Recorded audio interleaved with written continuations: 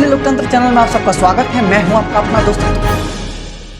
आज मैं एक इतिहास के बारे में पढ़ रहा था, तो मुझे पता चला कि भोजपुर जिला पे गौरवान्वित होने की क्या एक अलग ही मजा है।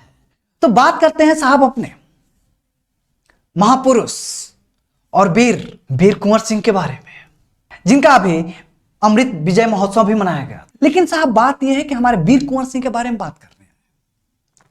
एक घटना के मुताबिक मैंने देखा कि हमारे राज्य में आज के दौर में जातिवाद सुलग रहा है, और ये जातिवाद सुलगाने का काम कर रहे हैं हमारे राज्य के भोजपुरी सिंगर। मेरे स्टोरी पे फेसबुक पे मेरे दोस्त हैं, ऐसा कोई लड़का नहीं है कि अपने जात का गाना ना लगाए।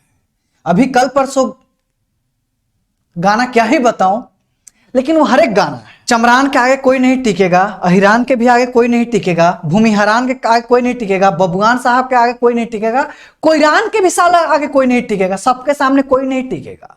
लेकिन मैं कहता हूं कि इंसानियत के आगे कोई नहीं टिकेगा। जितने लोग ऐसे हैं, एक बार मुझसे सामने से बात कर लीजिए, अगर उनको पता होगा कि राष्ट्रगान और राष्ट्रगीत किसको कहते हैं और कितने मिनट में और कितने ड्यूरेशन में इसको गाया जाना है, अगर ये जो गाना गाते हैं वो लोग बता देंगे तो मैं उनके एडवर्टाइजमेंट मैं करूंगा। तो बात करते हैं, ये ऐसे तुच्छ प्राणियों की बात हटाते हैं, बात करते हैं अपने वीर योद्धा वीर कुंवर सिंह के बारे में। एक घटना है साहब, वो हाथी पे चढ़ के, और राजा तो थे ही, तो आपको पता है कि राजा की सवारी क्या होती है, हाथी पे चढ़ के कहीं घूमने के लिए जा रहे थे। घूमने के लिए जब जा रहे थे तो कुछ दूर चलने के बाद महिलाएं खेत में रोपनी कर रही थी, और रोपनी करने वाली महिलाएं निकल के आती हैं खेत से और वीर कुंवर सिंह के साथ होली खेलने लगती हैं, उन पे कीचड़ उछालने लगती हैं,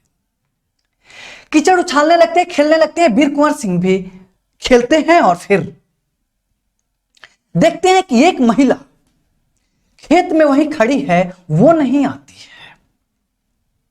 वो बहुत आश्चर्यचंभित होते हैं, पूछते हैं कि आप क्यों नहीं आई खेलने के लिए, क्योंकि राजा के साथ होली खेलना और उनके साथ बातें करना, और आज के दौर में तो साहब सेल्फी लेके अपने आप को बाहुबली और अपने आप को ताकतवर दिखाना और भौकाल मचाने का तो प्रथा चल रहा है। तो उस दौर में वीर कुंवर सिंह पूछते हैं कि आप क्यों नहीं आए। वो महिला कहती है, इस बात को सुन के रोंगटे खड़े हो जाते हैं, और यहां से सीख मिलती है कि शिक्षा और इज्जत और रिस्पेक्ट क्या होता है। वो महिला कहते हैं कि आप मेरे चाचा लगते हैं, और आप जहां से हैं मैं वहीं से हूं, मैं जगदीशपुर से हूं, और आप रिश्ते में मेरा चाचा लगते हैं, तो मैं अपने चाचा पे कीचड़ उछालूं, मिट्टी फेंकूं, ये कहीं से भी मेरा संस्कार नहीं है, और मैं ये कतई नहीं कर सकती। वीर कुंवर सिंह इतने गौरवान्वित महसूस करते हैं, और वो उसी समय कहते हैं कि मैं आपको 200 बीघा जमीन दान में देना चाहता हूं, क्योंकि मुझे बर्दाश्त नहीं है कि मेरी बेटी किसी की खेत में जाकर रोपनी करे, और मुझे यह कतई शोभा नहीं देता। और वीर कुंवर सिंह 200 बीघा वो जमीन दान में देते हैं, और वही 200 बीघा जमीन दुसधा बधार के नाम से प्रचलित होता है, जो कि पीरों में है, और वो महिला दुसाध जाति से थी, एक दलित से थी। अब इस वीडियो को आप दलित और बबुआन और राजपूत की तरह से नजर से मत देखिएगा। इस वीडियो को आप उस नजर से देखिएगा कि अगर आप इज्जत से और रिस्पेक्ट से बात करते हैं तो आपको इज्जत ही मिलती है। यह नहीं होता है कि तो हर बेटी के हम उठा लेंगे, अहिरान के आगे कौन टिकेगा, डोमान के आगे कौन टिकेगा, मुसहरान के आगे कौन टिकेगा।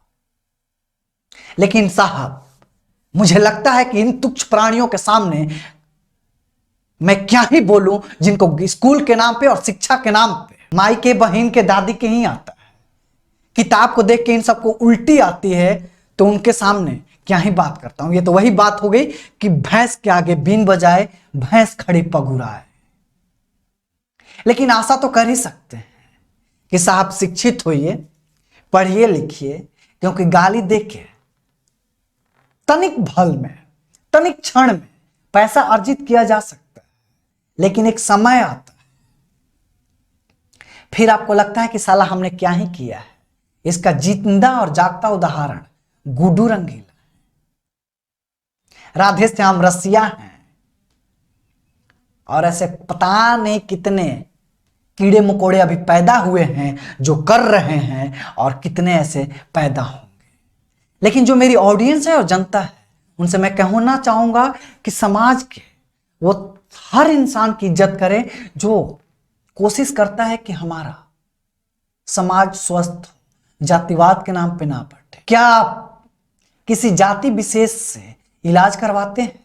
नहीं। जो सबसे ज्यादा पढ़ा लिखा होता है उसी के पास जाते हैं। क्या आप उसी स्कूल में जाते हैं जहां आपके जाति के लोग पढ़ाते हैं? नहीं।